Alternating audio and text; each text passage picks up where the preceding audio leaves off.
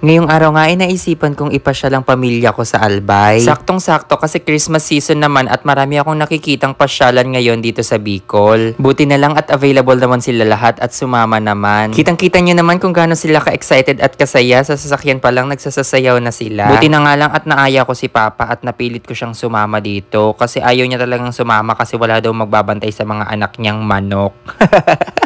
After 2 hours nga ng biyahe ay nakarating na kami dito sa SM Legazpi. Dito muna kami dumiretso kasi nga magla-lunch na kami. Tuwang-tuwa pa nga yung mga bata kasi roller coaster naman talaga yung dinaanan namin pataas dito sa rooftop na parking. Bago nga kami kumain ay nagpicture-picture muna kami dito sa Christmas tree.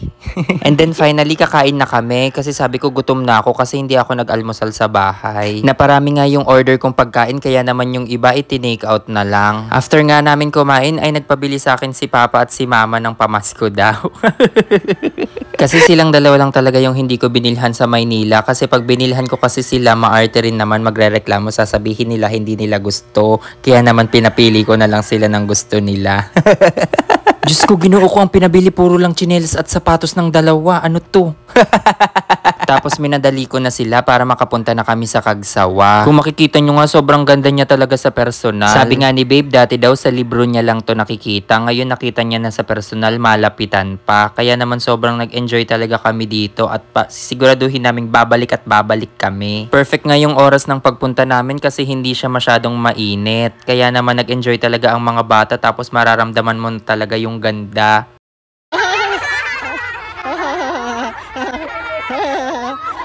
Bandang 6 PM nga at madilim na rin ay aalis na rin kami. Pero bago kami umalis ay sinubukan muna naming itry yung trending at sikat na pagkain dito sa Bicol na chili ice cream. Sabi nga ni ating nagtitinda ay 1 to 6 daw ang level nito. Yung 6 daw yung pinakamaanghang. Kaya naman sabi ko sa kanya kukunin ko lahat ng level para ma-try ko kung gaano kaanghang. Titikman natin to. Ice cream, chili ice cream level 1. Titikman natin. By level kasi siya. Ang pinakamaanghang daw is yung level 6. Ito level 1 pa lang.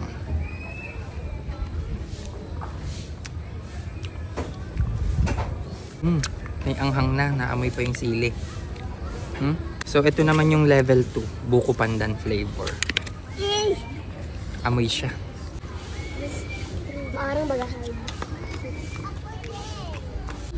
May aftertaste niya na anghang. Next natin tong level 3, chocolate. Anghang. Level 2 pa lang yun. Level 3. Sarap ng chocolate. Anghang. Walang level 4. Walang available. Level 5 na agad. Ang flavor nito ay volcano.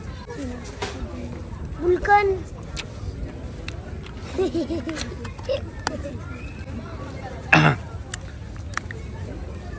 Anghang. Ito yung pinakamaanghang nila. Eruption. Highest level. Ito lang.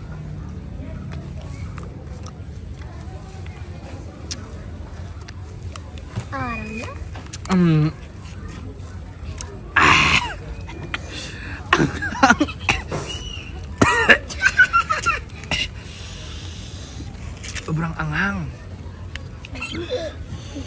For me, tolerable naman siya. Kaso sa mga hindi talaga mahilig magsili ay siguro hanggang 1 lang kayo. Pero ako hanggang 6 kaya ko. Pero isang kutsara lang. After nga namin sa Kagsawa, ay lumipat naman kami dito sa isa pang sikat na pasyalan dito sa Bicol. Ito ang Farm Plate. Sobrang ganda dito at sobrang liwanag. Saktong-sakto talaga ngayong Christmas season yung pagpunta namin. Sobrang mararamdaman mo talaga ditong Pasko na may pagka-touch ng nature. Kaya naman kung nature lover ka, ma-appreciate mo talaga yung ganda dito. By the way guys, may entrance fee nga pala dito. 85 pesos para sa adults, tapos 60 pesos naman para sa kids. Pero pwede na rin kayong gumamit ng free na mat at pwede nyo magamit na parang pang picnic sa loob kasi sobrang ganda talaga at sobrang aliwalas ng paligid. At pagkapasok nyo nga ito ang bubungad sa inyo. Ang daming Christmas lights na nilagay dyan sa mga damo at sobrang ganda talaga. May mga butterfly which is I love kasi butterfly lover ako. Ewan ko kung bakit, siguro dahil bakla ako. I'll give you a little trivia guys na ito nga palang farm plate dito sa Legazpi ay dito nga pala ginanap yung I Love You Lizzy ni Carlo Aquino at Barbie Imperial. Kung wala nga pala kayong dalang pagkain ay pwede naman kayo ditong umorder kasi meron naman ditong mga tindahan ng pagkain. May mga shake, may mga buko, may mga pizza, may mga rice meals.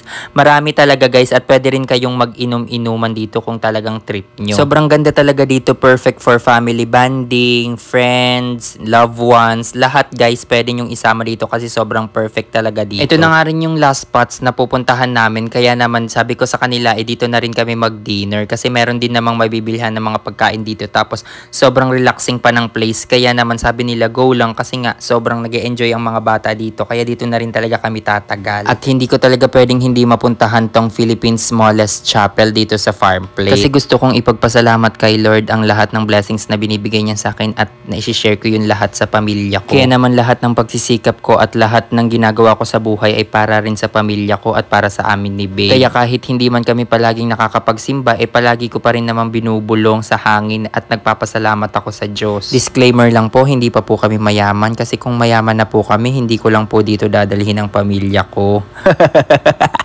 Kaya pasensya na po sa nangungutang na hindi ko napautang. Kasi sakto lang po talaga at kahit papano na ibibilhan po namin yung mga magulang namin at yung mga kapatid, pamangkin namin na kung ano man yung mga gusto nila. Kaya thank you Lord talaga at masasabi namin ngayong taon ay blessed kami. Dahil kahit sa mga simpleng bagay na to ay napapasaya ko ang pamilya ko. Dahil nakikita ko sa kanila na masaya sila at alam kong proud sila sa kung ano man yung natatamasa ko ngayon. So ayun na nga guys, after 5 hours siguro ng pagstay namin doon is pauwi na rin kami kasi antok na yung mga bata. Pagod na pagod talaga sila at sobrang nag-enjoy sila. Yun lang, bye-bye!